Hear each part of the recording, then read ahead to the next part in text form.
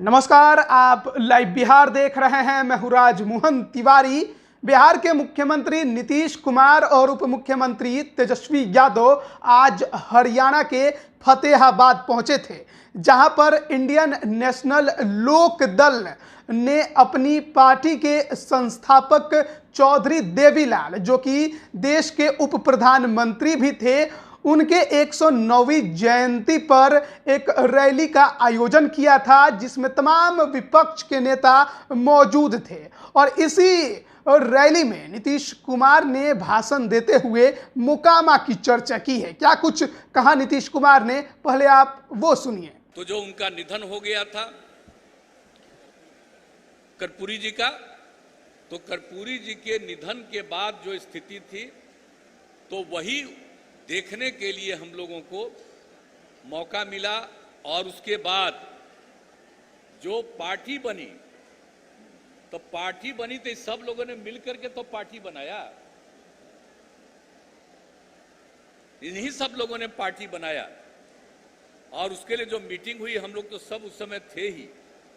लेकिन जब 1989 में लोकसभा का चुनाव हुआ, तो हम भी वहां पार्लियामेंट का चुनाव लड़ रहे थे। तो मेरे चुनाव में मेरा प्रचार करने के लिए हमारे क्षेत्र में मोकामा जगह है, तो वहां ये पहुंचे थे। और कितनी बड़ी भीड़ थी, तो इतना ज्यादा करते थे और हम लोग तो उनका सम्मान करते रहते थे। और उसके बाद फिर जब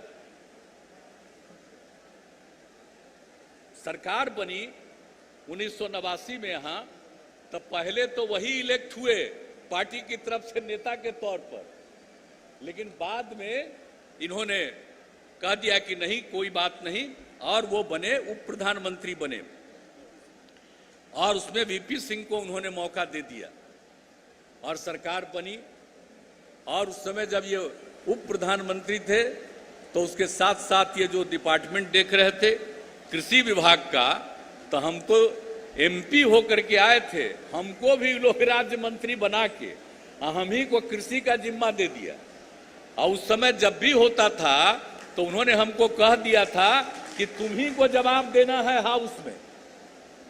अब उसके लिए हम रोज सुबह 8 बजे जाते थे उनके घर पर कि ये सब आया है इसका, तो कहा कि जो तुमको मन करे वही जवाब दो। तो हम ही जवाब देते थे, तो इतना मानते थे। तो आप ये समझ सकते हैं कि उनकी कितनी इज्जत, और जो निधन हो गया था कर्पूरी जी का, और उसके बाद जो इन्होंने पूरे पार्टी को वहां बचाया और सब लोग आगे बढ़ते रहे, तो उनके प्रति तो हम लोगों का शुरू से ही एक श्रद्धा का भाव है। और हम कभी जीवन भर भूल नहीं सकते हैं कि जब हम लोग यंग थे, तो उस समय कितना मानते थे और किस तरह से बराबर बात करते थे।